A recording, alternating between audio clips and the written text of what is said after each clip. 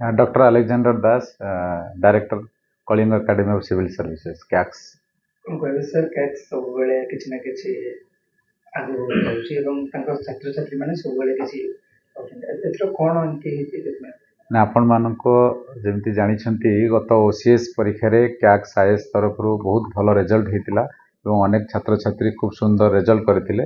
ଠିକ୍ ସେହିପରି OFS ପରୀକ୍ଷାରେ ଓଡ଼ିଶା ଫରେଷ୍ଟ ସର୍ଭିସରେ ମଧ୍ୟ 59 ଜଣ ଆମର ସଫଳ ହେଇଛନ୍ତି। 106 ଜଣ ପିଲା ଆମ ଇନଷ୍ଟିଚ୍ୟୁଟରୁ ସେମାନେ ଆପିୟର କରିଥିଲେ ଏବଂ 59 ଜଣରୁ ଆମର 5 ଜଣ ବର୍ତ୍ତମାନ ଟପ୍ 10ରେ ଅଛନ୍ତି ଏବଂ 1 ନମ୍ବର ମଧ୍ୟ ଆମ ଇନଷ୍ଟିଚ୍ୟୁଟରେ ମଧ୍ୟ ସେ ପଢ଼ିଥିଲେ ଏବଂ କୋଚିଂ ନେଇଛନ୍ତି ଏବଂ ଇଣ୍ଟରଭ୍ୟୁ ଗାଇଡାନ୍ସ ପ୍ରୋଗ୍ରାମ ମଧ୍ୟ ନେଇଛନ୍ତି, ସ୍ପେଶାଲ କ୍ଲାसेସ୍ ମଧ୍ୟ ନେଇଛନ୍ତି।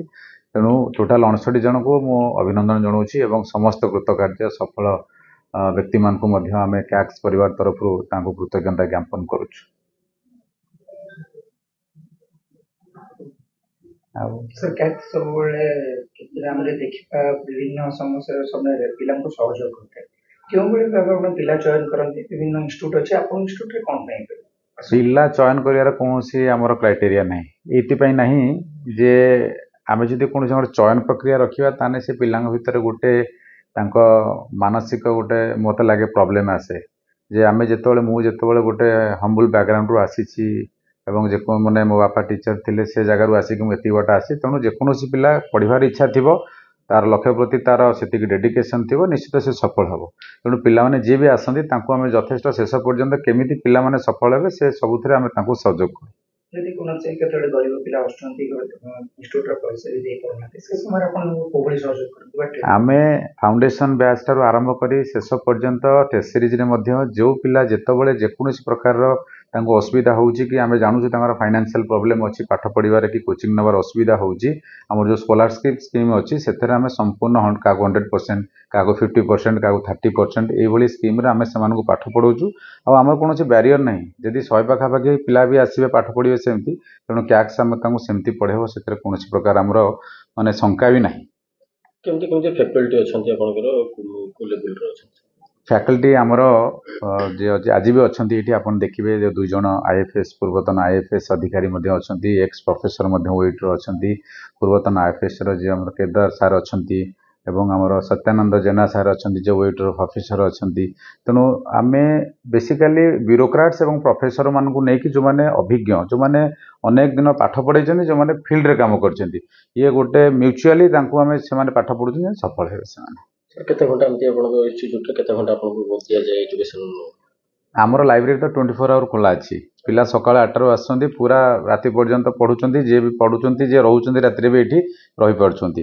ତେଣୁ ତାଙ୍କୁ ଆମର ଯଦି ଇନଷ୍ଟିଟ୍ୟୁସନ ଗାଇଡାନ୍ସ କଥା କହିବା, ଆମେ ରାତି 10ଟା ପର୍ଯ୍ୟନ୍ତ ଏଠି ତାଙ୍କ ପାଇଁ ଆମର door is always open for the coaching, ଆଉ 24 hour the library is open for everyone.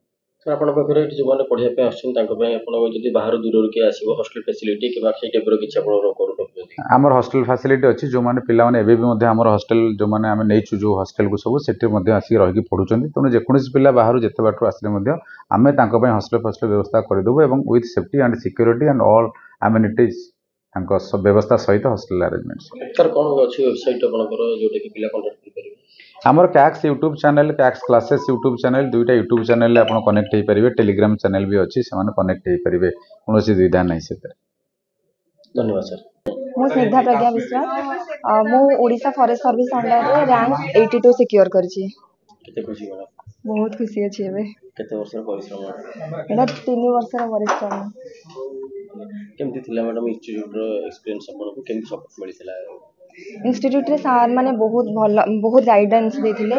ସାର୍ଙ୍କର note ମୋତେ ବହୁତ ହେଲ୍ପ କରିଛି ଏ ପୋଜିସନ୍ ସିକ୍ୟୁର କରିବା ପାଇଁ। ଆପଣ ଏଇ ଇନଷ୍ଟିଚ୍ୟୁଟରେ କେତେ ବର୍ଷ ହେଲାଣି କୋଚିଂ ନେଉଛନ୍ତି? ଏବେ ତ ଏଇ OFS ପାଇଁ ସାର୍ଙ୍କର ନୋଟ୍ ହେଲ୍ପଫୁଲ୍ ଥିଲା, ଦେନ୍ ମକ୍ ଇଣ୍ଟରଭ୍ୟୁ ଦେଇଥିଲି ଇନଷ୍ଟିଚ୍ୟୁଟରେ। ଯାହା ତ ସବୁ ହେଇଛି, ମମି ବାବା ଭାଇ ସେମାନଙ୍କ ସପୋର୍ଟ ପାଇଁ ଫାଷ୍ଟ ତ ଭଗବାନ ଜଗନ୍ନାଥଙ୍କ ପାଖରେ ବହୁତ କୃତଜ୍ଞ, ଦେନ୍ ମମି ବାବାଙ୍କ ସପୋର୍ଟ, ଦେନ୍ ସାଙ୍ଗସାଥିମାନଙ୍କର ବହୁତ ସପୋର୍ଟ ମିଳିଛି। ବାବା ଲେକ୍ଚରର ଅଛନ୍ତି। ଆଜ୍ଞା ଆଜ୍ଞା।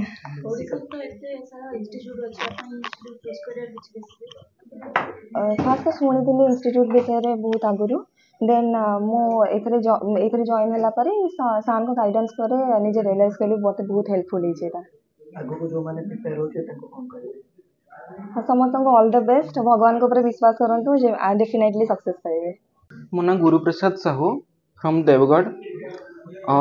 ମୁଁ ଏଇ ଲାଷ୍ଟ 4.5 years ହେଲାଣି ସିଭିଲ୍ ସର୍ଭିସ୍ ଆଉ ଫରେଷ୍ଟ ସର୍ଭିସ୍ ପାଇଁ ନିଜକୁ ପ୍ରିପେୟାର କରୁଥିଲି। ୟୁପିଏସସି ଆଉ ଓପିଏସସି ବୋଥର ସିଭିଲ୍ ସର୍ଭିସ୍ ଆଉ ଫରେଷ୍ଟ ସର୍ଭିସ୍ ଏକ୍ଜାମ୍ କଣ୍ଟିନ୍ୟୁଅସଲି ଦଉଥିଲି।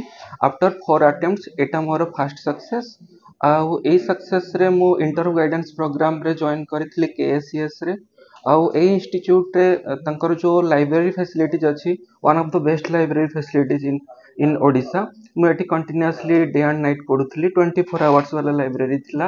ଆଉ ଏଠିକାର ଯେଉଁ ଡାଇରେକ୍ଟର ସାର୍ ଅଛନ୍ତି ଆଲେକ୍ସ ସାର୍, ସେ ମୋତେ ଗାଇଡ଼ କରିଥିଲେ ବହୁତ ଇଣ୍ଟରଭ୍ୟୁ ବେଳେ ମୋର। ଆଉ ତାଙ୍କର ଗାଇଡାନ୍ସରେ ମୋର ଇଣ୍ଟରଭ୍ୟୁ ବି ବହୁତ ଭଲ ଯାଇଥିଲା। And finally I got rank 8 in OIFS Ranger। ଆଗକୁ କଣ ଆଶା ରଖିଛନ୍ତି? ନା ଆଗକୁ ମୁଁ UPSC IFS Indian forest service ଦେବା ପାଇଁ ତାହାର ତିଆରି କରୁଛି।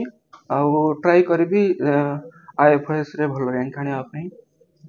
କେତେ ପରିଶ୍ରମ କରୁଛନ୍ତି?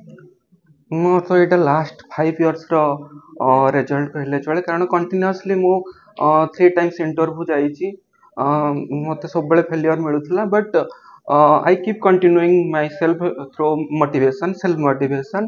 ସାର୍ମାନଙ୍କ ପାଖକୁ ଆସୁଥିଲି, ଆଲେକ୍ସ ସାର୍ଙ୍କ ପାଖକୁ ଆସୁଥିଲି, ଏଇଠିକାର ଡାଇରେକ୍ଟରଙ୍କ ପାଖକୁ। ସେମାନେ ସବୁବେଳେ ମୋଟିଭେଟ୍ କରୁଥିଲେ।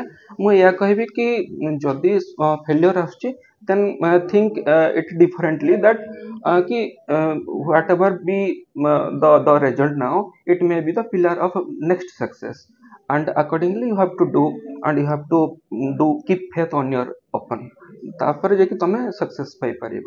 ମୋ ନାଁ ସୀମାସାନିଧ୍ୟ ଦାସ। ମୁଁ ଭଦ୍ରକରୁ ବିଲଙ୍ଗସ୍ କରୁଛି। ମୁଁ ଏଥର ଓଡ଼ିଶା ଫରେଷ୍ଟ ସର୍ଭିସରେ 96 rank ରଖିଛି। କେମିତି ଥିଲା ସାର୍ ସଫର ଜର୍ଣ୍ଣି? ସାର୍ ଜର୍ଣ୍ଣି ତ ମୋ ପାଇଁ ବହୁତ କଷ୍ଟକର ଥିଲା। ଏଇଟା ମୋର ମୁଁ ଭାବିଥିଲି ଯେ ଏଇଟା ମୋର ଫାଷ୍ଟ ଆଉ ଲାଷ୍ଟ, କାରଣ କଣ୍ଟିନ୍ୟୁ ମୁଁ ଯାହା ବି ଆପ୍ଲାଏ କରି ଆସୁଥିଲି ସେତେବେଳେ କୌଣସି ମୋର ସଫଳତା ମୋତେ ମିଳିନଥିଲା। ଫିର୍ ବି ମୁଁ ଆଶା ଛାଡ଼ି ନଥିଲି, କାରଣ ମୋର ଏଇଟା ବି ମୋର ପ୍ରଥମ ଓପିଏସସିରେ ମୋର ଫାଷ୍ଟ ଇଣ୍ଟରଭ୍ୟୁ। ତ ମନରେ ବିଶ୍ୱାସ ଥିଲା, ଯାହା ଭଗବାନଙ୍କ ଉପରେ ଭରସା ଥିଲା ଯେ ଭଲ କରିଥିଲି, ମୁଁ ରିଟର୍ନ ଭଲ କରିଥିଲି, ତେଣୁ ଆଶା ଥିଲା ଯେ ହେଇଯିବ ବୋଲି। ତ ସେଇ ଶ୍ରେୟ ମୋତେ ଭଗବାନ ଦେଇଛନ୍ତି, ସେଥିପାଇଁ ସାର୍ ବହୁତ ଖୁସି କରୁଛି। ଆଜ୍ଞା ସାର୍। ସାର୍ ସପ୍ତାହରେ ମୁଁ 3 ଥର ଯାଏ। ମୁଁ ମାନେ ବହୁତ ବାବାଙ୍କୁ। ଇନଷ୍ଟିଚ୍ୟୁଟ୍ରୁ କେମିତି ସପୋର୍ଟ ମିଳିଥିଲା? ଇନଷ୍ଟିଚ୍ୟୁଟ୍ ତାପରେ ମୁଁ ସାଙ୍ଗମାନଙ୍କ ଥ୍ରୋରେ ଜାଣିଥିଲି କାଷ୍ଟ ବିଷୟରେ। ତ ତାପରେ ଆସିଥିଲି ଇଣ୍ଟରଭ୍ୟୁ ଯେତେବେଳେ ଦେବା ଲାଗି, ଫାଷ୍ଟ ମୁଁ ସାର୍ଙ୍କୁ ଫେସ୍ କରିଥିଲି। ସାର୍ଙ୍କ ସହିତ ତାଙ୍କ ଇଣ୍ଟରାକ୍ଟିଭ୍ ଏତେ ଭଲ ଥିଲା ଯେ ମୋତେ ଏତେ କନଫିଡେଣ୍ଟ ବୁଷ୍ଟ କରିଥିଲା। ତ ସେଇଟା ହିଁ ମୋତେ ବହୁତ ହେଲ୍ପ କଲା, ଯେଉଁଟାକି ଫାଇନାଲ୍ ଇଣ୍ଟରଭ୍ୟୁରେ ହେଲ୍ପ କଲା। ଆଉ ସାର୍ ସକ୍ସେସ୍ ଫାଇନାଲି ହେଲି। ଅନ୍ୟ ଫ୍ରେଣ୍ଡସ୍ ମାନଙ୍କୁ କ୍ୟାଟ୍ ବିଷୟରେ କଣ କହିବେ? କ୍ୟାସ୍ ମୁଁ କହିବି ଯେ ଆଜି ନିଶ୍ଚିତ ଆସନ୍ତୁ। ଏଠି ବହୁତ ସାର୍ମାନଙ୍କର କୋଅର୍ଡ଼ିନେସନ୍ ବହୁତ ଭଲ। ଫଣ୍ଡାମେଣ୍ଟାଲ୍ ସାର୍ମାନେ ବହୁତ ବୁଝାନ୍ତି ଭଲ, ମାନେ ନିଜକୁ ମାନେ ସେମିତି କିଛି ଫିଲ୍ କରାନ୍ତିନି ଯେ ସେମାନେ ସାର୍ ବୋଲି ଆମେ ଷ୍ଟୁଡେଣ୍ଟ ବୋଲି। ତ ପୁରା ଫ୍ରେଣ୍ଡଲି କଥା ହୁଅନ୍ତି, କେତେବେଳେ କ'ଣ ଦରକାର ପୁରା ଓପନଲି ଆମକୁ ପଚାରନ୍ତି। ତ ଆମେ ବି ଯାହା ବି ଡାଉଟ୍ ସାର୍ଙ୍କୁ ପୁରା ଓପନଲି ପଚାରିଥିଲୁ। ତ ମୁଁ କହିବି ନିଶ୍ଚିତ ଆସନ୍ତୁ, ଆଉ ଏଇଠି ଥରେ ଆସିକି ନିଜର ପ୍ରିପାରେସନ୍ କରନ୍ତୁ। ମୋ ନାଁ अंकिता ବିଶ୍ୱାଳ, ମୁଁ OUAT student, both UG and PG both from OUAT. କେମିତି ଥିଲା ମ୍ୟାଡ଼ାମ୍ ଆଜି ସକ୍ସେସ୍ର ଜର୍ଣ୍ଣି? ର୍ୟାଙ୍କ କେତେ ଅଛି ଆପଣଙ୍କର? ମୋର ଓଡ଼ିଶା ଫରେଷ୍ଟ ସର୍ଭିସରେ ରେଞ୍ଜରରେ ର୍ୟାଙ୍କ 35 ଅଛି। ଆଣ୍ଡ ଅବଶ୍ୟ ଏଇଟା ବହୁତ ହି ପେସେନ୍ସଫୁଲ୍ ଥିଲା। 2.5 years ଲାଗିଗଲା। ଆଉ ସେଥିରେ ପୁଣି ରିଟର୍ନ, ଏଣ୍ଡୁରାନ୍ସ, ତାପରେ ଇଣ୍ଟରଭ୍ୟୁ, ତ ସବୁଥିରେ ପେସେନ୍ସ ପ୍ଲସ୍ ତାପରେ ଗଡ୍ସ ଗ୍ରେସ୍ ଆଉ ବାପା ମାମାଙ୍କର ବହୁତ ଜଙ୍ଗଲ ଜଗିବି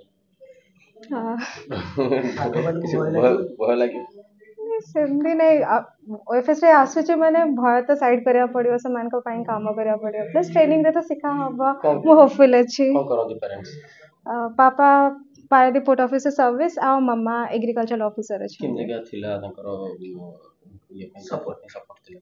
ବହୁତ ଥିଲା। ବାବା ମାମା କେବେ ମୋତେ କୋଉ ଜିନିଷକୁ ମନା କରନ୍ତି, ହେଲେ କି ତୁ ଯଦି ଚାହୁଁଛୁ and you think you can give justice to them then go for it. ସବୁବେଳେ कैक्सर बहुत अधिक हेल्प कर मॉक इंटरव्यू डाकरे मुझे जब ये आसती केदार सर थे जेना सर थे एलेक्स सर थे से मैंने एत फैमिली टाइप डील करते मो सहित माने मोर कोठी कौन लेकुना रहा एवरीथिंग दे वर टेलिंग से भी क्रिस्टल क्लीयर है आउ कौन कौन रिलेटेड क्वेश्चन हो पार with respect to my doubt से सब भी कहते बहुत सपोर्ट करता क्लासेस भी अटेंड करते तो हमको कहला केमती कौन अप्रोच कर कौन जीव मैंने bit by bit everything was बहुत ही लाइक फैमिली टाइप थे कि से सब हेल्प करते कि किसी भी जिन जब मुझे जान थी एमती ना कि एमती केमती जान से रादर हमको बते दे कि हाँ छोट छुआ जान कोई बात नहीं ତା ସହ ଅନଲାଇନ୍ ମାଧ୍ୟମରେ ବୋଧେ ୟୁଟ୍ୟୁବ୍ ମାଧ୍ୟମରେ ବି ମଧ୍ୟ ତାଙ୍କ କ୍ଲାसेସ୍ ଦିଆଯାଉଛି ସେଇଟା ଆପଣଙ୍କୁ ହେଲ୍ପ କରିଥିଲା କି? ମୁଁ ଏଇଠି ଆସିଥିଲି ଅଫଲାଇନ୍ ମୁଁ ଏଇ ପାଖରେ ତ ଏଇଠି ଆସିଥିଲି କ୍ଲାସ୍ କରିବାକୁ ଅନ୍ୟମାନଙ୍କୁ କ୍ୟାଟ୍ସ ବିଷୟରେ କହିବେ କି ଏଠି ପିଲାମାନେ ପଢ଼ିବେ श्योर मुझे निजे मो फ्रेंड्स मानठू शुणिक आसती मोर तो ये एक्सपीरियंस बहुत ही भल रहा ये समस्ते बहुत ही फ्रेंडली तो ऑफकोर्स आसिया कथा था कि तुमको एटलिस्ट लगे कि लो फील हेनी कि लेफ्ट आउट फील हेनी बहुत ही बढ़िया होप तो सहीटा ही थिला एंड भगवान का आशीर्वाद सर मैडम मानकर भी पेरेंट्स का एंड फाइनली था मो ना अभिज्ञा खुंटिया मु माने केएससीएस रे इंटरव्यू गाइडेंस नहीं आउ जर्नी तो माने मु कहबी कि जेहेतु एथरे डायरेक्ट मेंस लेखु तो ऑप्शनल माने भल से प्रिपेयर करथिली आउ मते जहाँ मु ओसीएस सिविल सर्विस में प्रिपेयर करथिली सेटा मते एथरे भी हेल्प करथिला आउ हाँ ये जर्नी टिके लंबा बिकॉज जो भी स्टेज रे कटिला माने पुणी थारे प्रिपरेशन स्टार्ट करिया को पड़े तो पेशेंस बहुत रखियार अच्छी आउ माने मो जर्नी रे मो पेरेंट्स आ मो फ्रेंड्स माने मते बहुत support करचंती because more Etah M थिला ग्रुप माने एम जेमती कि हमें को कोन लाइफ रो एम कोन हाँ सिविल सर्विस मोर एम थिला किंतु प्लान बी प्लान सी जेमती रखंती मोर आज गोटे भी plan B plan C exam हेनी माने मु एचओ पई देथिली बट मोर सबुथर को 0.1 0.5 0.7 एमती रे कटिची तो मु तो भगवान को बहुत ग्रेटफुल कि हाँ मोर एटलिस्ट गोटे सर्विस को उतरे ही गला सर जी इंटरव्यू गाइडेंस रे 3 जण सर थिले सी बहुत हेल्प करथिले डिस्ट्रिक्ट प्रोफाइल विषय जानिया मोर नाम Nitish Kumar Behera Odisha forest service 55 rank रही एथर क्लास रे बहुत भलो रिजल्ट हेछि एथर कोन कहबे क्लास कर आज्ञा इंस्टीट्यूट जॉइन करिया परठू बहुत किछि एथर सिखथिली तापरे इंटरव्यू गाइडेंस हो तापरे हमर मेंस र किछि लेखा भी हो बहुत हेल्पफुल करथिला बापा फार्मर और माँ हाउस वाइफ केते खुशी छै बहुत खुशी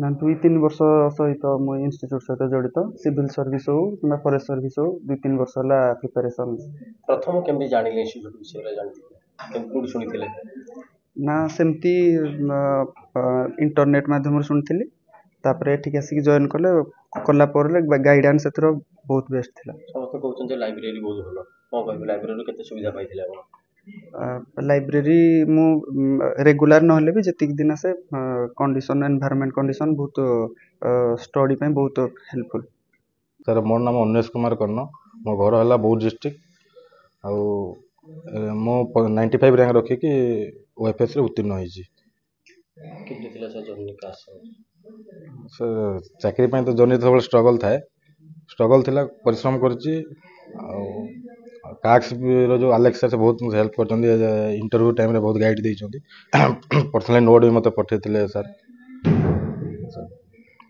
बाबू जति परिश्रम करते सेति कि अपन के आज्ञा हम बहुत खुशी मोर एंग को देखि को करन पेरेंट्स बापा हम फार्मर्स फैमिली रो बिलोंग पेरेंट्स तो सर बहुत खुशी है पेरेंट्स खुशी गाँव रे सांग साथी 2 दिन हानी फोन माने कंटिन्यूअसली फोन आछि खाली गाँव रे आज्ञा मन उछन होतो गाँव रे आज्ञा सर अपन क्लासेस के दिखले क्लासेस सर बोलो मेंस टाइम रे भी हम जो मेंस रो नैथिलु लेखा लिखि करिया पे त गाइडेंस भलो थिला मैडम भी निजे भलो गाइड करंती इंटरव्यू टाइम रे अलेक्सा मोर 2 थर इंटरव्यू नैथिले तांकर गाइडेंस पाई कि